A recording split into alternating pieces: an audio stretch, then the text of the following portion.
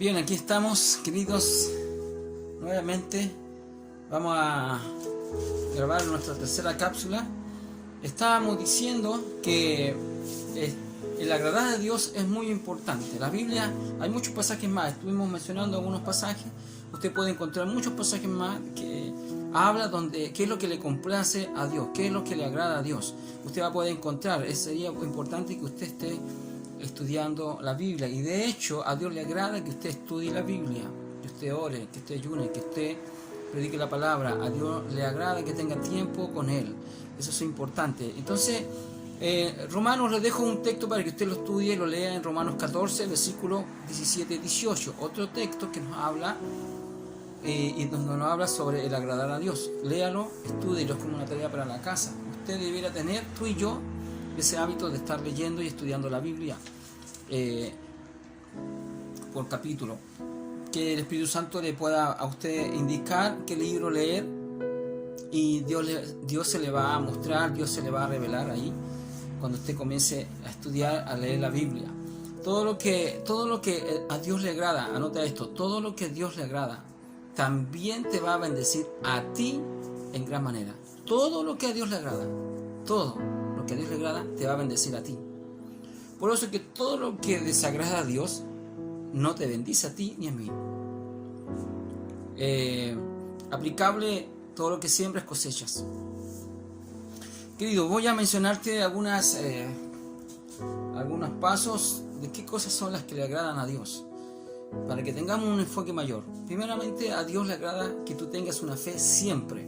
Esto es importante entenderlo porque en los momentos difíciles como estos que estamos viviendo, mucha gente desmaya. Estamos hablando de los justos, de los hijos de Dios. Mucha gente empieza a dudar y a ser influenciada por palabras, por pensamientos de otras personas que muchas veces te dicen, bueno, ¿y dónde está Dios que decimos que existe, que hace milagros? Mira las cosas que estamos viviendo. No hay hambre, hay hambre, no hay trabajo, no hay cómo darle comer a la gente. ¿Dónde está tu Dios? No.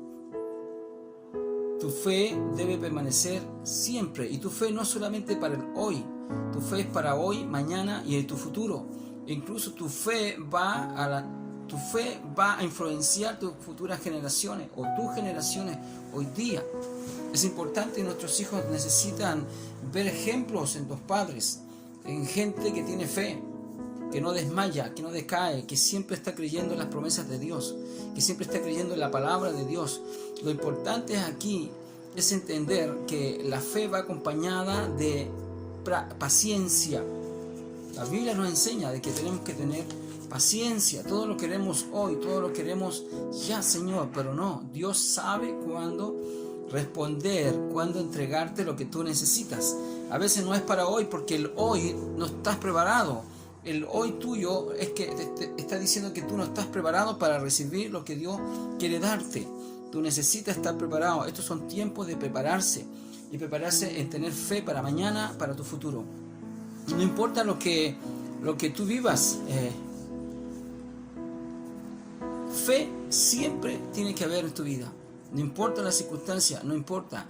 A Dios se le agrada en todo tiempo, en los momentos malos y en los momentos buenos. Y de hecho, los momentos malos es donde Dios se glorifica de una manera tremenda que a ti te va a sorprender, y a mí también. Pero en los momentos de bendición es donde mayormente más la fe tiene que crecer también. No solamente en los momentos malos. Tus momentos de buenos, como tú les puedes llamar, son tiempos en respuesta a tu fe, cuando supiste esperar, supiste soportar la prueba. Por lo tanto, tu fe creció, tu fe aumentó, y por lo tanto siempre tu fe tiene que permanecer. A Dios le agrada a los hombres que tienen una fe siempre, o siempre tienen la fe, y esa fe va creciendo, va aumentando. Tu fe no es solo para hoy, sino también es para tu mañana, es para tu futuro. Por lo tanto, a Dios, primera cosa, que tengas una fe siempre. Dios te dice, tú me agradas cuando tu fe permanece. Ten una fe siempre, y esa fe te va a llevar a buscar a Dios, te va a llevar a agradar a Dios, te va a llevar a ofrecer a Dios. Amén. Te va a llevar a obedecer a Dios y saber esperar.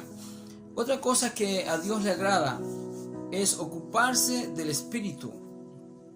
La Biblia en Romanos 8, versículos 6 y 8 nos dice lo siguiente: porque el ocuparse de la carne es muerte, pero el ocuparse del Espíritu es vida y es paz.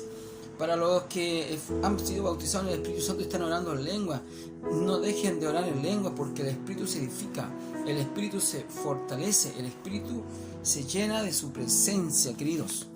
Por lo tanto, segunda cosa que a Dios le agrada es que tú te ocupes del Espíritu y no de las cosas de la carne, aun cuando son importantes. Hay que trabajar, hay que hacer las cosas, pero primeramente hay que ocuparse del Espíritu.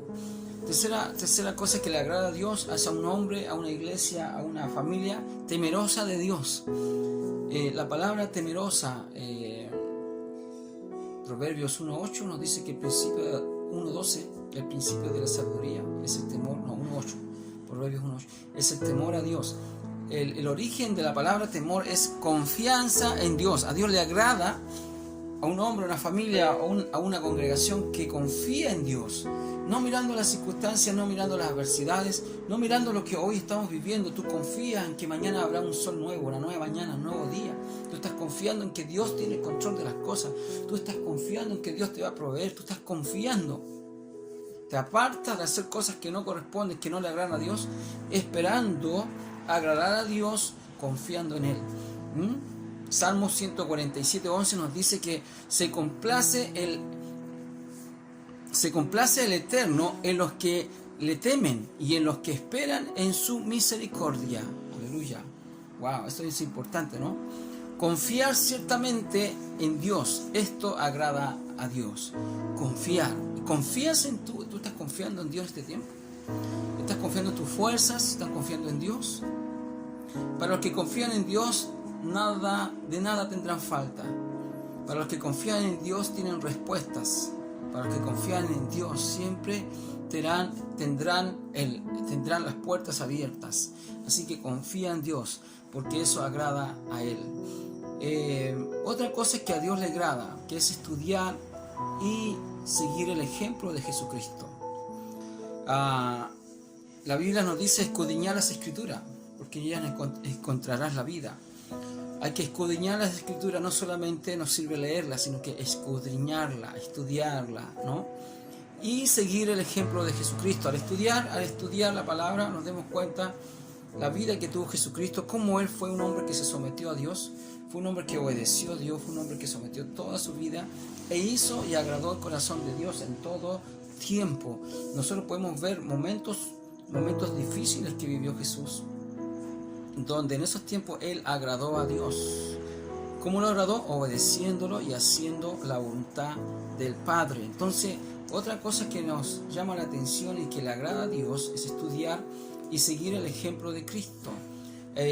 Mencionamos hace poco que la Biblia nos dice que a los esposos, dice, amen a sus esposas. Amen a sus esposas. Así como Cristo amó a la iglesia. Por lo tanto, tenemos un ejemplo al estudiar la palabra y estudiar cómo Cristo amó a la iglesia. Él dándose a sí mismo, Él dio la vida por la iglesia, para que la iglesia, Él amó a la iglesia, para que la iglesia tuviera vida, ¿no es cierto? Y Dios la adorna cada día para que se le entregue a Cristo en su momento, como la esposa, como la novia.